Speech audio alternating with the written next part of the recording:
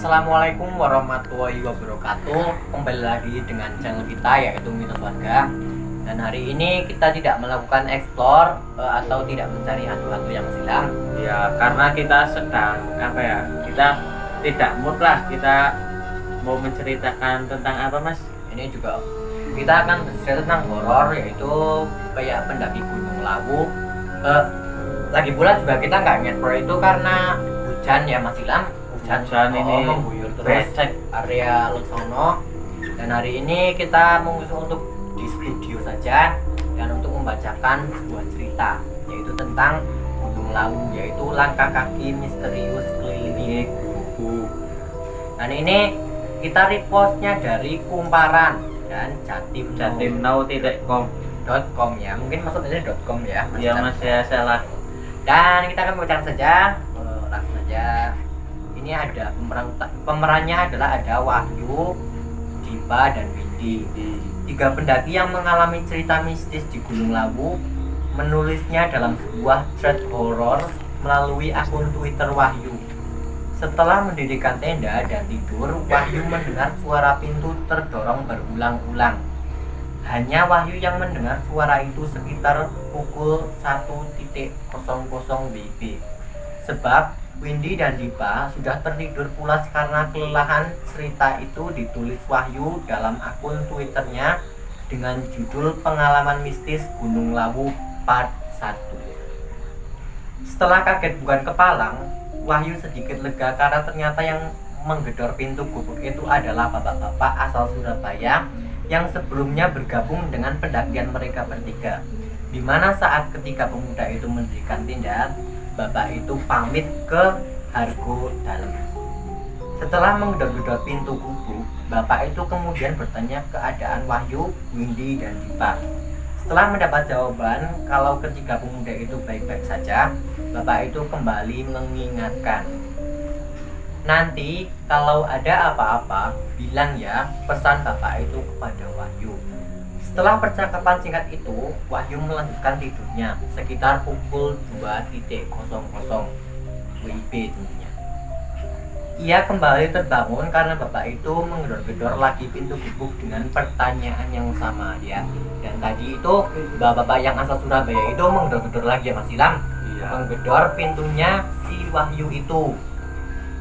Dan bapak-bapak itu bilang, saya sempat berpikir janggal karena bapak-bapak ini sebenarnya ada apa, ungkap Wahyu dalam hati. Kemudian setelah itu Wahyu sulit tertidur. Tidak beberapa lama Wahyu mendengar ada orang yang berjalan di sekitar gubuk yang ia tempati. Awalnya ia mengira bahwa ada seorang yang mungkin mencari tempat untuk kencing. Namun suara kakak itu semakin lama semakin kencang dan semakin mendekat. Ini kata Wahyu. Semakin lama suara itu semakin kencang dan seperti orang yang memakai sepatu besar, dan suara kakek itu seperti terus-menerus mengelilingi tenda kami. Sempat merinding waktu itu. Kemudian saya langsung menyalakan lampu tenda. Tidak lama Windy terbangun dan bertanya kepada saya, tutur Wahyu. Suara apa itu? Tanya Windy. Saya hanya tergeleng-geleng dan menyuruh dia untuk tidur saja. Tidak usah digubris, Win, gak apa-apa kok, jawab Wahyu. Kenapa kok lampunya dinyalakan? Aku tidak bisa tidur, sampai Windy. Ya udahlah, tak matikan lagi, timpal Wahyu. Sebenarnya tujuan Wahyu menyalakan lampu waktu itu agar kelihatan jika memang ada wujud yang mungkin masuk ke dalam bangunan gubuknya. Sebab jika memang ada, mungkin saja Wahyu akan membangunkan Windy dan Dipa dan langsung bersama membuka tenda agar tidak lagi penasaran.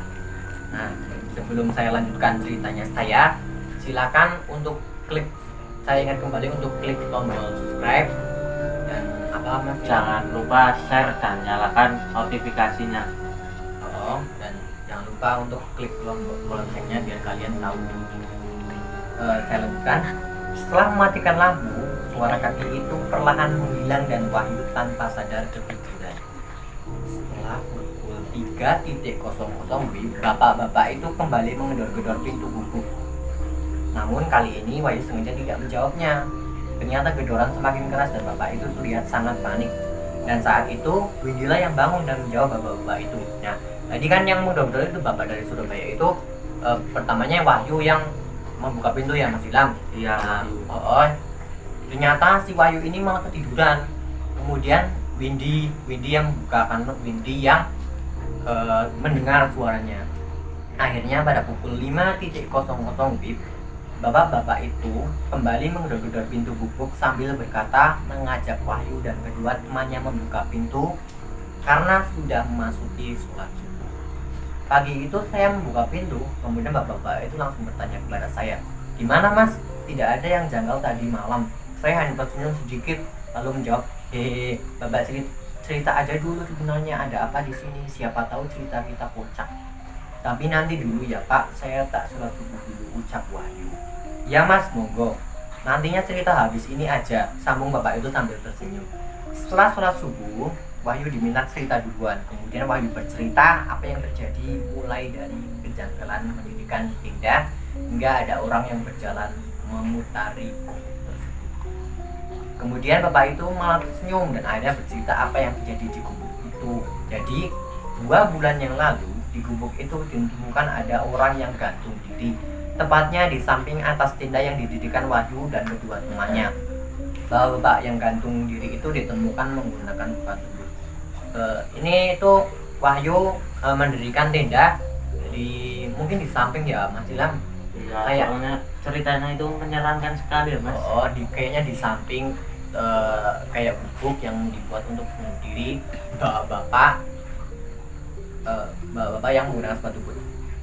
Bapak itu kemudian menunjukkan masih ada bekas goresan tali yang dipakai bunuh diri. Maklum kalau Masnya tidak bisa mendirikan tenda di sana karena di atasnya bekas lokasi bunuh diri. Mungkin arwahnya merasa terganggu dan pas malam mendirikan agak samping, tenda langsung bisa berdiri, ungkap bapak. Wahyu sempat kaget dan ternyata Dita dan Windy juga mendengar percakapan dengan bapak itu. Dipa dan Windy bahkan sempat shock. Kemudian mereka berdua langsung ingin packing tenda dan ingin keluar dari gubuk tersebut. Ternyata terjawab alasan mengapa bapak-bapak itu mengajak kita untuk tidur di warung saja dan mengapa ia selalu mengecek kami sampai 4 kali dalam semalam. Itu untuk memastikan tidak terjadi apa-apa pada kita, terang Wahyu. Bapak itu kembali bercerita, setelah kejadian ditemukan orang gantung diri itu tidak ada pendaki lagi yang berani camp di gambut. Kami hanya bisa saling pandang waktu itu. Kemudian itu pengalaman pertama kali camp di TKP bekas kurang diri. Dan itulah cerita dari si Wahyu, Windy dan Dita yang ada di Gunung Lawu. Emang kayaknya Gunung Lawu emang menyeramkan ya Mas Ilham? Iya, soalnya itu dari tahun berapa gitu, dari tahun 90-an itu udah ada cerita horornya lah. Kayaknya tuh Mungkin juga itu apa ya, kayak turun temurun ya Mas Ilham, dari nenek moyang kayaknya. Dan ini juga masih banyak lagi cerita tentang Gunung Lawu. Apa kita eksplor ke sana ya? Wah, jangan nantikan kita eksplor ke Gunung Lawu, dan jangan lupa juga dukung channel kami, kita akan eksplor ke Gunung Lawu kalau sudah mencapai 1 juta subscriber. Tenang saja, kita akan ke sana dan kita akan eksplor dengan tentunya dengan kamera kita. Kalau sekarang ini cukup yang deket-deket dulu, soalnya kita baru mencapai berapa Mas? Ada 1000-an subscriber dari kita, ini baru sekitar 1000, dan saat mencapai 1 juta subscriber kita akan menuju ke Gunung Lawu Dan kita akan mengeksplor ke tempat-tempat yang menyeramkan di luar Pulau Jawa atau di luar kota gitu. Dan kita juga mitos warga juga tidak hanya tiga orang, kita juga banyak kru ya Mas Ilham. Iya. Kru yang membantu tentunya ya. Ini juga recordnya sama Mas Evan loh, itu kameranya juga Mas Evan. Sangat membantu lah. Dan ini kita malam ini cukup sampai di sini aja. Dan jangan lupa untuk terus tonton video-video kami, nyampe janji kami untuk 1 juta subscriber kita menuju ke Gunung Lawu ya. Doakan saja kita sehat, kita bisa buat video lagi yang lebih menarik lagi, bisa untuk menghibur kalian dan menambah wawasan kalian tentunya ya. Malam ini kita cukup sampai di sini. Dan jika kalian suka dengan video kami yang menceritakan seperti ini, jangan lupa untuk komen kita menceritakan apa aja di komentar. Dan kita juga punya fanpage, bukan fanpage, kita punya akun Instagram yaitu @mitoswarga